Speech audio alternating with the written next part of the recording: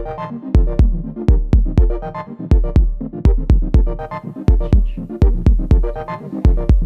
in Singapore, it's in Singapore. Felix, thank you so much for joining us today and appearing as our special guest talking about what's new at Geneva Watch Days.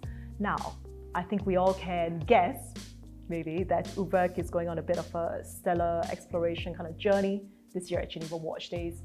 And one of those components of this journey is sitting right in front of us, something that people might not really expect from Urwerk, but this is a very special piece. Why is it special?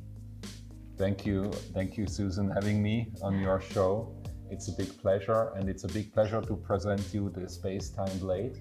The Space-Time Blade actually came out of a crazy vision together with Dalibor Farni, which is a Czech a creator, artisan, manufacturer, which is able today, and again today, to create these Nixie tubes in an extreme nice and even better quality as they were done in the 40s and 50s. Exactly, because they're almost impossible to find now, the original.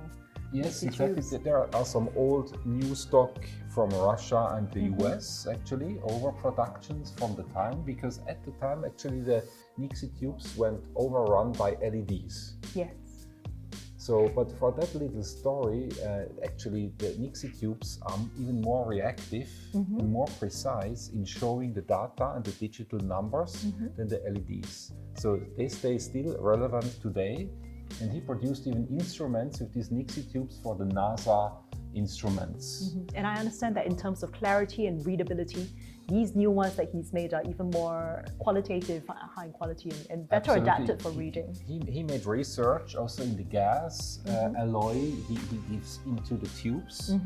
And actually he increased the lifespan from 5 to 15 years of these Nixie tubes. Yeah. So that convinced us to go further in our dream and fantasy together with Martin Fry, for sure, as always, with Urwerk. We went quite far in space, and we are traveling into the Earth's orbit and even the Sun's orbit with this space-time. Why did you why did you go with this kind of form, this kind of reaching up to the skies? Why not a more conventional kind of configuration of the numbers horizontally placed for this clock? Yeah, exactly. So this was for sure the first idea. Is when you research a bit, you are planting them like candles somehow. Yes. And this is something we had to rethink. And who can rethink typical things better than Martin Fry? Exactly. You know? And he came up very quickly with this idea to bring them actually in a vertical position, like a laboratoire glass and under a protected glass atmosphere. And it's also close to our actually workshop precision clock, the E-type Riffler we have at Urwerk, which is the most precise mechanical clock which exists. And it somehow is also inspired by that, but for sure also by the space history and fascination of Martin Fry and myself, which goes back to our childhood, where we followed all the crazy stories at the time. And even Isaac Asimov, which was one of the very first writers actually of sci-fi. Science fiction, And you know, Isaac Asimov, IA, intelligent, you know, artificial intelligence. You know, he is really one of the founders of all these crazy fantasies. And actually this, for sure, this inspiration comes from there with this space-time. I understand that this piece is going to support a very, very special cause. That's something that I think all of us in the watch industry care so much about. Can you tell us a bit more about that? Absolutely. So with pleasure, the very first piece, out of the collaboration with Dalibor Farni, it's kind of the first piece, a prototype also, but it's a really functioning, for sure, finished clock. This actual piece? This actual piece here. We are delighted to offer this to Only Watch, because it somehow fights, you know, time, space, but it can also help the charity of the medical reasons of this charity of Only Watch. So I think it's a best, perfect fit for Urwerk's 23 giveaway for this charity. It's really the best support we can give to fight, you know, this this tragedy of this health reality for this charity. I think it's the perfect watch for, clock. It's the perfect clock for something like Only Watch, because Only Watch, in terms of the watch industry, is known as something that's bringing all of us together. It doesn't matter which brand you're from or whether, in normal business, your competitors, it brings us all together. And something that also unites us all is our ability to, our imagination, basically. It brings us together also, and what I was talking with Luc before is also like a very positive competition of innovation and creation. Yeah. As you need for the research of new medical science, but it also, we brought that over to the watchmakers, and we do that all together, and it really challenges us. And it's a big pleasure, to push boundaries. Yeah, And it's a catalyst to push you forwards, in fact.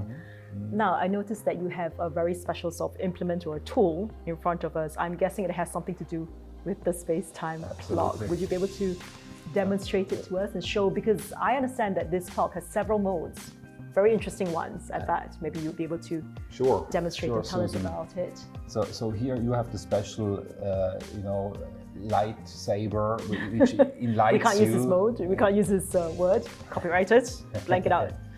You have that super remote control, UR control, on actually the functioning and the indications of that space-time plate. So, and it's heavy. I tried to pick it up just now. It's pretty heavy. Absolutely, and it gives you the heaviness and the profoundness of what we are talking here, because we are talking about local time, local time measured in seconds, local time measured in tenths and 1/100ths of seconds.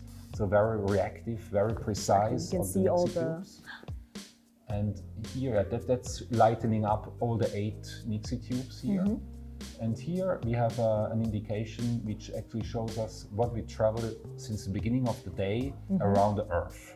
So the Earth's equator, we traveled 27,421 kilometers only today, while sitting here, Susan. So that's kind of, you can, while speaking, we are traveling like crazy. So fasten your seatbelts. And on top, you have this indication which goes actually around the sun. And this is since the beginning of this day, we traveled 1,800,000 and some kilometers around the sun. So that gives you even more an incredible impression of space and time. Does it reset every day? It starts at 0 every morning, every 000 at midnight, let's say. And then the first number is just the changing kilometers. Then you have the tenths, the 100. So you see and you get that feel of how fast we are traveling. Actually, we are moving incredibly fast in 2 directions. Exactly, on the Earth. axis, and also absolutely, as the universe expands, we are moving outwards as well. So actually we have like 6 movements we know today. We are now illustrating here 2 movements which will go geologically, but we have actually 6 movements with the different universes and the universe in the universe. So that's that can be another theme for our next one. But we just already consolidated this theme here, and here on that one next indication, we have 747 million kilometers around the sun again, but since the beginning of the year. As we travel once a year around the sun, we also wanted to indicate how many kilometers we traveled since the beginning of the year. And so the 1st January at midnight, it will start at 0. Perfect. Well, thank you so much for explaining this otherwise mind-boggling and honestly quite intimidating piece to us. I think you've broken it down very beautifully. Thank you so much once again, Felix, for your time here. And I hope you have a good rest of the day and the rest of the week. Big pleasure, Susan, as always.